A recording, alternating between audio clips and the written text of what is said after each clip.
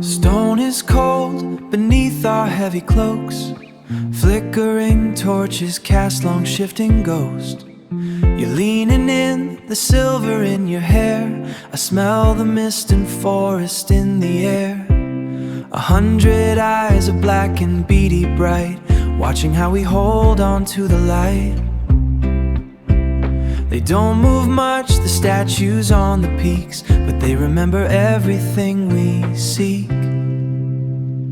Oh, the fortress holds its breath for us tonight, wrapped in gray and gold and morning light. Every bird is perched on crenellated walls. Silence follows where the shadow falls. We are frozen in a frame of old desire, while the ravens watch the dying fire. The leather strap across my chest is tight. Your fingers trace the hilt of steel and might. A winged observer sits upon my sleeve, a secret that the shadows won't retrieve. Below the archway where the pine trees grow, the forest hides the secrets that we know. We're carved in gray, a portrait in the rain, safe inside the stone, away from pain.